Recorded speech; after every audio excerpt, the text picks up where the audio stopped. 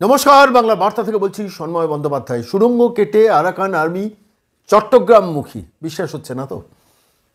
একটি ভিডিও আপনাদের কাছে দেখাবো, কিছুক্ষণ বাদে দেখাবো, কিন্তু তার আগে কিছু ডেভেলপমেন্ট বাংলাদেশে হয়েছে। মোহাম্মদ ইউনূস ভারত সরকারকে বিব্রত করার একটা লক্ষ্য নিয়ে বিএনপি, বৈষম্য বিরোধী জোট, রাজাকার, জামাত সবাই মিলে একাগ্রভাবে ভারত বিদ্বেষী একটা জিগির তোলার চেষ্টা করেছেন।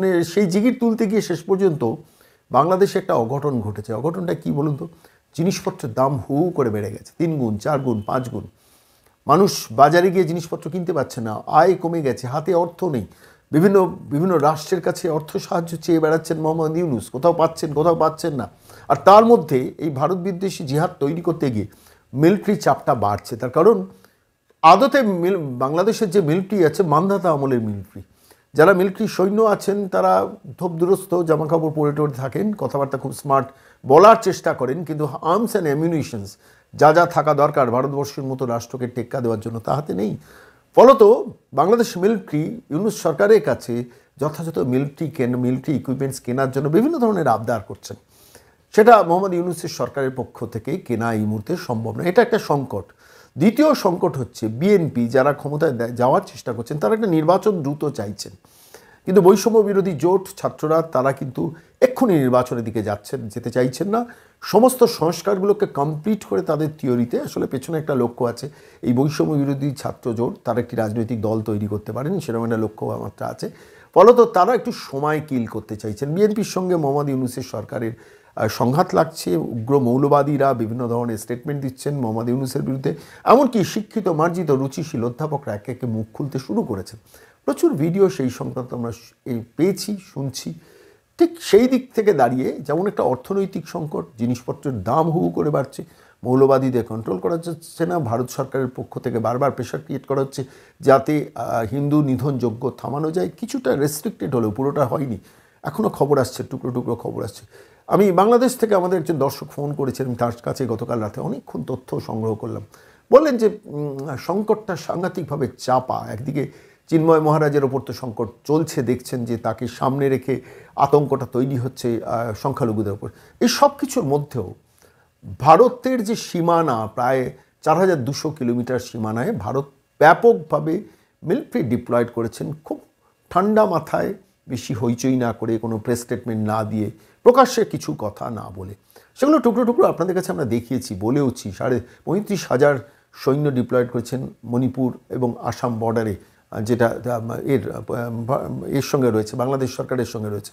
এন্টার পশ্চিমবঙ্গ জুড়ে বর্ডার এরিয়া সাংঘাতিকভাবে বিএসএফ ডিপ্লয়মেন্টটা বাড়ানো হয়েছে। ভারত সরকার একটা অদ্ভুত স্ট্র্যাটেজি নিয়েছে। পশ্চিমবঙ্গের দিকটা মারাত্মকভাবে বর্ডার সিকিউরিটি ফোর্সকে ডিপ্লয়েড করেছে। ঠিক বর্ডার সিকিউরিটি ফোর্স অন্য প্রান্তেও আছে, অর্থাৎ আসাম, মণিপুর, আগরতলার দিকেও আছে, কিন্তু তার থেকেও বেশি মিলিটারি ডিপ্লয়মেন্ট ওদিকটা হয়েছে। পশ্চিমবঙ্গের দিকটা ততটা মিলিটারি। বন্ধুরা, আপনাদের জানানোর জন্য বলে দিই, এই মুহূর্তে বিশেষ করে ওয়েস্ট বেঙ্গলের মুর্শিদাবাদ, মালদা, মানে যে সমস্ত একদম বর্ডার এলাকাগুলো বাংলাদেশের সাথে যুক্ত, বা এমনও কিছু জায়গা আছে যেখানে কাঁটাতারের বেড়া নেই, সেই সমস্ত জায়গা থেকে ওই পারের মানুষ আলিশান চলে আসে। কিন্তু বর্তমান ইউনূস সরকারের পরিস্থিতিকে দেখা, সেই দেশের উগ্রবাদীদের দেখে বিএসএফ এর যে ডিপ্লয়মেন্ট ছিল সেটা কিন্তু আরো বাড়িয়ে দিয়েছে। শুধু বাড়িয়ে দেয়নি, তাদেরকে স্পষ্ট ওয়ার্নিং দেখা হয়েছে, পরিস্থিতি বেগতিক দেখলে ডাইরেক্ট শুট করো। কেননা ইউনূস সরকার তাদের ঘরের ভেতরে কিছু জঙ্গি ব্যক্তি ছিল যাদেরকে জেলে ভরা ছিল, তার মধ্যে কিছু টপ লিডারও ছিল, মানে টপ লিস্টের লিডার, তাদেরকে পর্যন্ত ছেড়ে দিয়েছে। ছাড়ার পরে তাদের দেশে কিন্তু টিকে পাওয়া যাচ্ছে না। অল ওভার তারা সবাই কিন্তু ভারতমুখী অগ্রসনের দিকে এগিয়ে আসছে, ভারতকে ভেতরে টুকরো করার জন্য বা ভারতের ভেতরে ক্ষতি সাধনের জন্য। তাই এই মুহূর্তে আমাদের সীমানাতে প্রচন্ডভাবে বিএসএফ হাই অ্যালার্টে আছে। বলার জন্য পরিস্থিতি কখন কোন দিকে যায়, নিজেদের সেফটি নিজেদের রাখাই ভালো। চলুন দেখে নি দাদা আর কি কি বলছে। ডিপ্লয়মেন্ট হয়নি যতটা ওদিকে হয়েছে। এইসব নানান ঘটনা টুকরো টুকরো হচ্ছে। কোস্টাল এরিয়া, বঙ্গোপসাগর, আপনাদের আগেও জানিয়েছি, বঙ্গোপসাগর প্র্যাকটিক্যালি ভারত সরকার সিল করে দিয়েছে। এই পরিস্থিতিতে দাঁড়িয়ে এখন মোহাম্মদ ইউনূস মিলিটারি কীভাবে মোকাবিলা করবেন, এটা নিয়ে তার পক্ষে স্বাভাবিকভাবে মিলিটারি চাপ রয়েছে যে আমরা যুদ্ধ করতে যাব, যুদ্ধের যদি সামরিক প্রস্তুতি না থাকে তাহলে আমরা কী করে করবো। ড্রোন তুরস্কের ড্রোন, কিছু মিসাইল টিসাইল কিনে সন্তুষ্ট রাখানোর চেষ্টা করছেন, কিন্তু সেটাতে আদতে খুব ফল ফলবে না। ঠিক এই পরিস্থিতিতে দাঁড়িয়ে শিরোপীড়ার কারণ কিন্তু হয়ে যাচ্ছে মোহাম্মদ ইউনূসের, পরিষ্কার বলছি, মায়ানমার। পূর্বতন যাকে বার্মা বলে আমরা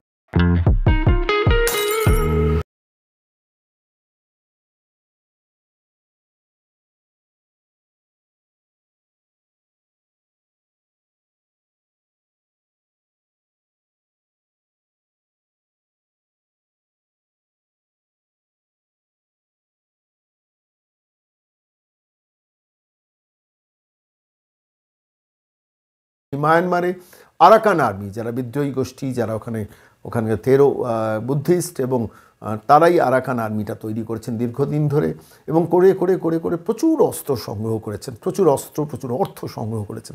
প্রশ্ন উঠছে বারবার, আরাকান আর্মিরাই হেভিলি ইকুইপড হচ্ছেন কী করে? কে তাদের ফান্ডিং করছে? আমি বলছি না, আপনারা নিশ্চিতভাবে বুঝতে পারছেন কে তাদের ফান্ডিং করছেন। সাংঘাতিকভাবে ওয়েল ইকুইপড একটা বাহিনী। তা না হলে অধিকাংশ শহর এখন কবজায় নিয়ে এসছেন। চাইনিজ আগ্রাসন, চীন প্রতিষ্ঠিত জুন্টা সরকার আছে বার্মায়, তো সেই জুনটা হচ্ছে মিলিটারি সরকার। সেই মিলিটারি সরকারকে প্র্যাকটিক্যালি কবজায় নিয়েছে, তার মেজর কমান্ডার প্রচুর তাদের গ্রেফতার করে নিচ্ছে এই আরাকান আর্মি। আরাকান আর্মিরা বেসিক্যালি থেরো বুদ্ধিস্ট এবং এরা রোহিঙ্গা বিরোধী। আর সেই সূত্র ধরে তাদের সংঘাত চলছে একদম মায়ানমারের বর্ডারে। মায়ানমার আপনারা জানেন, আমি সে কথাটা একটুখানি উল্লেখ করে দিই, যে মায়ানমারের সঙ্গে বাংলাদেশের যে সীমান্তটা, সেই সীমান্তটা বেসিক্যালি চট্টগ্রাম আর মায়ানমারকে আলাদা করে রেখেছে একটা নাফ নদী। আপনারা জানেন, দীর্ঘ নাফ নদী, প্রায় 62 কিলোমিটারের লম্বা নাফ নদী। 272 কিলোমিটার রেঞ্জ তারা দখল করে নিয়েছেন, অধিকাংশ শহর দখল করে নিয়েছেন। আর এদের ওই যারা জুন্টা সরকারের মিলিটারি যা রিসোর্স আছে তাকে ব্যাকিং করছিল চীন, কিন্তু আরাকান আর্মি এত হেভিলি আর্মড হয়ে গেছে যে তারা শেষ পর্যন্ত জুন্টা সরকার তাদের সঙ্গে পেরে উঠছেন। অথচ দেখুন, জুন্টা সরকারের পেছনে ব্যাকিং রয়েছে চীনের, বর্ডারে চীন আছে, সেই চীন শেষ পর্যন্ত জুন্টা সরকারকে আর সাপোর্ট দিতে পারছে না, সাপোর্ট দিয়েও কিছু করতে পারছে না, কারণ জুন্টা সরকার পতনের ঠিক অব্যবহিত আগে জায়গায় রয়েছে। কারণ আরাকান আর্মির লক্ষ্য কী? আরাকান আর্মির লক্ষ্য হচ্ছে যে মায়ানমারকে রোহিঙ্গা মুক্ত করা এবং এন্টায়ার কন্ট্রোলটা, নিয়ন্ত্রণটা সরকারটা নিজেদের প্রতিষ্ঠা করা। এই সময় দাঁড়িয়ে ঘটেছে একটা খুব ইন্টারেস্টিং ঘটনা, সেটা বলে আমি আপনাদের ভিডিওটা দেখাবো, যে ভিডিওটা শুরুতে বলেছিলাম যে কীভাবে সুড়ঙ্গ কেটে চট্টগ্রামমুখী হচ্ছে আরাকান বাহিনী। বেসিক্যালি দেখুন, এই রোহিঙ্গাদের বিভিন্নভাবে এই জুন্টা সরকার ব্যবহার করেছিল। এই রোহিঙ্গাদের ব্যবহার করার পরও শেষ পর্যন্ত যখন আরাকানরা তাদের মারতে শুরু করে এবং আরাকানদের তাড়ায় শেষ পর্যন্ত তারা নদী পেরিয়ে অনেকেই চলে যায় ওই চট্টগ্রামে। আমি সেটা দেখাবো আপনাদের। যে চট্টগ্রামে চলে যায়, সেই চট্টগ্রামে গিয়ে তারা ছোট ছোট বসতি তৈরি করে। চট্টগ্রামের লোকালয় যেখানে নেই সেসব জায়গা বসতি তৈরি করে। বাংলাদেশ সরকার, শেখ হাসিনা সরকার তখন কিছুটা তাদের আশ্রয় প্রশ্রয় দিয়েও ছিল, ছোট ছোট ক্যাম্প তৈরি করেছে। এখন তারা প্র্যাকটিক্যালি গেড়ে বসছে, তাদের এখন ওঠার নামগন্ধ নেই। চট্টগ্রামের স্থানীয় যারা হিন্দু বসতি বা মুসলিম বসতি, তারা কিন্তু আদি বাসিন্দা যারা, তারা বিপদে পড়ে গেছেন। এখন অবস্থা হয়ে গেছে যে রোহিঙ্গারা সংখ্যাগরিষ্ঠ, আর চট্টগ্রামের ওই সব অঞ্চলের আদি বাসিন্দা। বন্ধুরা, আমি আপনাদের বলে দিতে চাই, শেখ হাসিনা সরকার এই রোহিঙ্গাদের মুসলিম ব্রাদার বা মুসলিম ভাই হিসাবে ভেবে বর্তমান সময়ে যে টাইমে মায়ানমার থেকে তাদের বের করে দেওয়া হয়েছিল বা তাড়িয়ে দেওয়া হয়েছিল, সেই টাইমে রেখে দিয়েছিল তাদের ঘরে। কিন্তু এই সমস্ত রোহিঙ্গাগুলোই তাদের বড় মাথা ব্যথার কারণ। শেখ হাসিনা সরকার ভেবেছিল এই রোহিঙ্গাদের দেখে বাইরে থেকে কিছু ফান্ড আর বাইরে থেকে কিছু মেডেল পাবো, কিন্তু উল্টে এই সমস্ত রোহিঙ্গাগুলোই তাদের জন্য বড় মাথা ব্যথা। এই রোহিঙ্গা সমগ্র বাংলাদেশে ছড়িয়ে পড়ছে। চিন্তাটা শুধু বাংলাদেশেরই নয়, এই সমস্ত রোহিঙ্গাগুলো কিন্তু বিনা পাসপোর্টে তারা ওই পার থেকে এই পারও চলে আসছে। অনেকে কিন্তু Bharat, West Bengal, Mumbai, Delhi, Kolkata, all over সমস্ত জায়গায় ছড়ে ছিটে পড়েছে। বুঝতে পারছেন এদের ভবিষ্যৎ কি? আর এরাই কিন্তু সব থেকে বড় মাথা ব্যথার কারণ তো বাংলাদেশের হচ্ছে, প্লাস আমাদেরও হতে চলেছে। আর আরাকান আর্মি বলুন, আর বাংলাদেশের বর্তমান সেনা বলুন, আর মায়ানমারের সেনা বলুন বা মায়ানমারের সাধারণ মানুষ, এই সমস্ত রোহিঙ্গা মুসলিমদের আগেও দেখতে পারেনি, এখনো দেখতে পারবে না, আর ভবিষ্যতেও তো পারবেই না। যেটা আপনারা দেখতেই পাচ্ছেন, এদেরকে দেখলে এদের মনে হয় তেলে বেগুনে জ্বলে। যাই হোক, অল ওভার পরিস্থিতি কি সেটা তো আপনারা দেখতে পাচ্ছেন। চলুন না দাদারা কি বলছে। তারা সংখ্যালঘু হয়ে গেছে। একটা অদ্ভুত ইকুয়েশন, মানে অন্য দেশ থেকে এসে চট্টগ্রামে এসে তারা সংখ্যাগুরু, আর চট্টগ্রামের অরিজিনাল মানুষরা সেখানে সংখ্যালঘু হয়েছে। টেকনাফ সিটি সংক্রান্ত সিটির জোনটা এরিয়া, মানে জালিদ্বীপ, ধমধমিয়া, জাদিয়াপাড়া, টেকনাফ, চন্দ্রখিল্লা, জালাইপাড়া, সাবরাং, দক্ষিণপাড়া, বিস্তীর্ণ অঞ্চলের কথা আমি আপনাদের বলছি। লম্বা যে দ্বীপটা নেমে গেছে, যেটা নিয়ে আপনাদের গতকাল বলেছিলাম। এইখানে একটা অদ্ভুত ঘটনা ঘটেছে। ঘটনাটা হচ্ছে যে এইবার আরাকান আর্মি বুঝছে যে এই চট্টগ্রামে যদি ঘাঁটি গেলে রোহিঙ্গারা বসতি বাস করে থাকে, এদিকে তো জুন্টা সরকারকে প্রায় সরকার পড়ে যাওয়ার অবস্থা, মিলিটারি সরকার পড়ে যাওয়ার অবস্থা। এই রোহিঙ্গা যাদের সঙ্গে শত্রুতা আছে, রোহিঙ্গাদের 3টে শ্রেণীকে ওরা আরাকান আর্মি বিভক্ত করেছে। একটা শ্রেণী হচ্ছে যারা প্রতিরোধ গড়ার চেষ্টা করেছিল, তাদের ওই নাফ নদীতে ভাসিয়ে দিয়েছে। আরেকটা আরেকটা রোহিঙ্গাদের একটা বড় গ্রুপ, তারা বর্ষতা স্বীকার করেছে, মানে জুনটা সরকার থেকে বেরিয়ে এসে তারা বর্ষতা স্বীকার করেছে।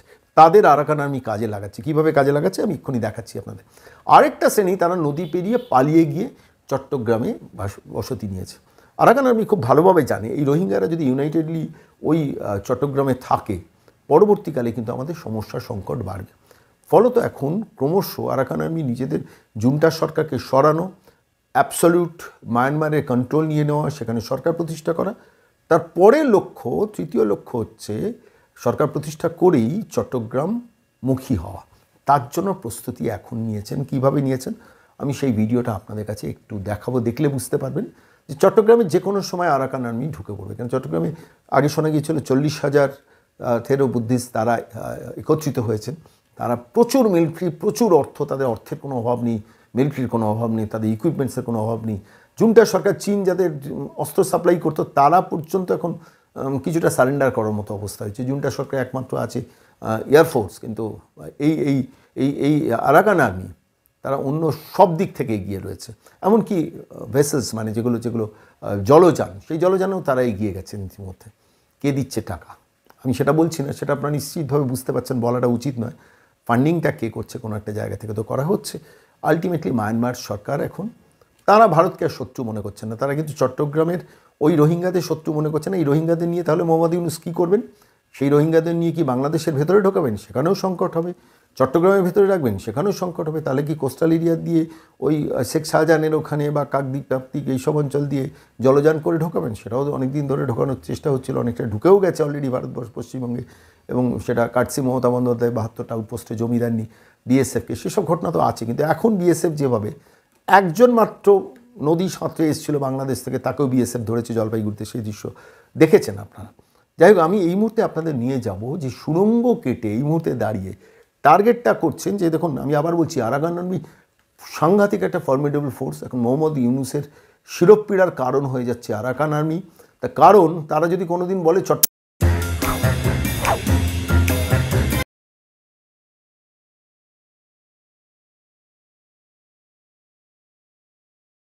আমাদের মোহাম্মদ ইউনূসের কিছু করার থাকবে না। মানে ওরা এতটাই ডেসপারেট এবং এতটাই সাহসী, লড়াকু, সাংঘাতিক লড়াই। মানে ভাবতে পারেন, চীন ব্যাকড একটা মিলিটারি সরকারকে প্রায় কাত করে দিল। তাদের মেজর থেকে কমান্ডারদের সব অ্যারেস্ট করে করে রেখে দিচ্ছে, পেরে উঠছে না। রোহিঙ্গাদের কীভাবে ধরেছে দেখবেন, সে দৃশ্যটা দেখাবো। রোহিঙ্গাদের ধরা, রোহিঙ্গাদের তাড়া করা প্রথমে দেখাবো, তারপরে রোহিঙ্গাদের ধরা দেখাবো, এবং তারপর সেই রোহিঙ্গাদের দিয়ে সুড়ঙ্গ কাটিয়ে চট্টগ্রামমুখী সুড়ঙ্গগুলো করছে।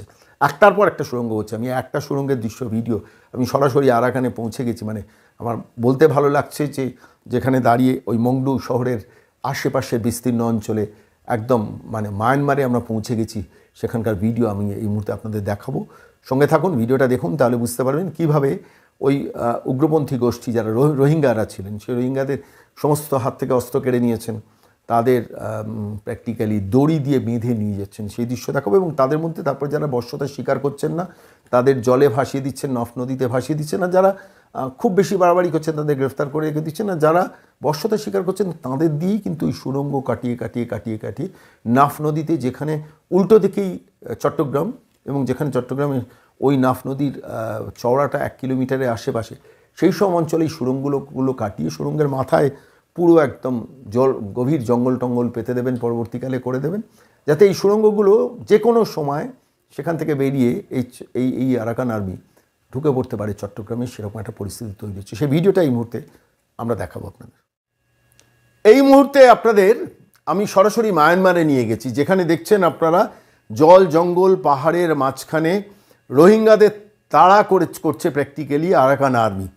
আপনারা দেখছেন সেই রোহিঙ্গারা দৌড়চ্ছে, সেই দৃশ্য।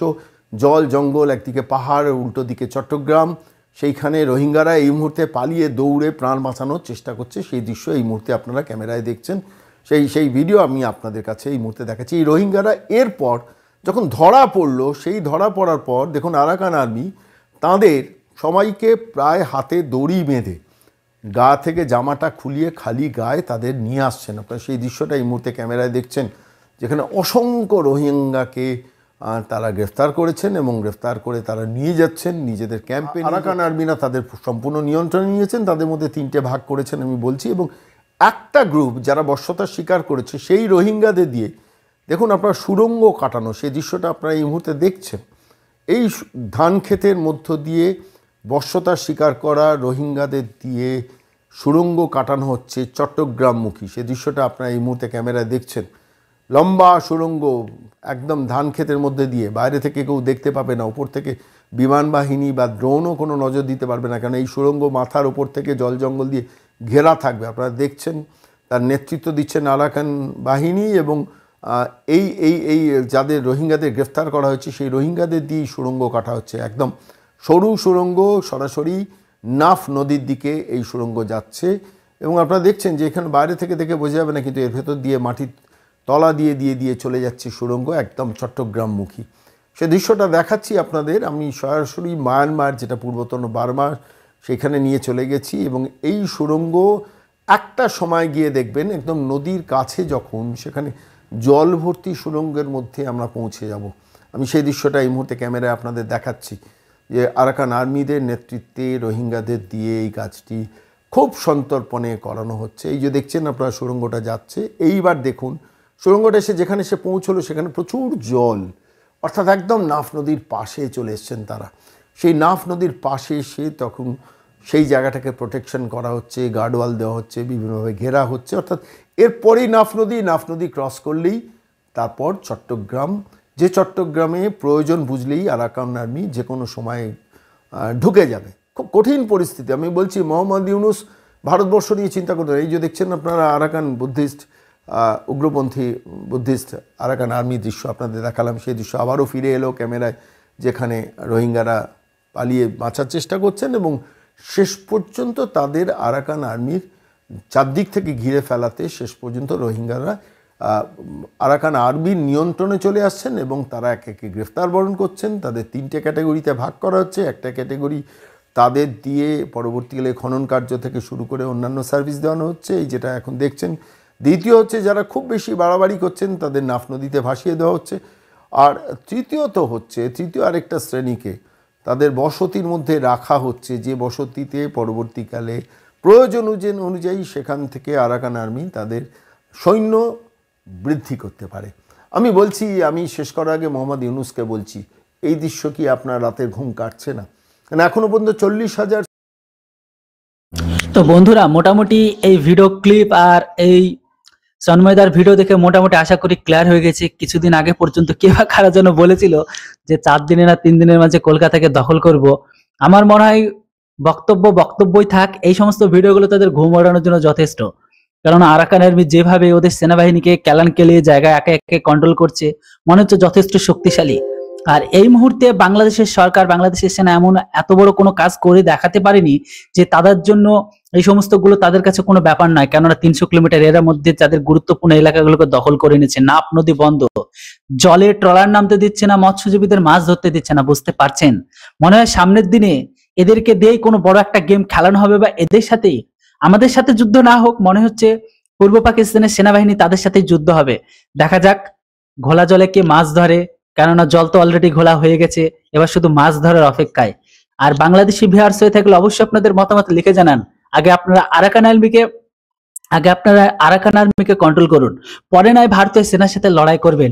যাই হোক, এর উপর আপনাদের কি মতামত সেটাও লিখে জানান। Thanks for watching. জয় হিন্দ, বন্দে মাতরম।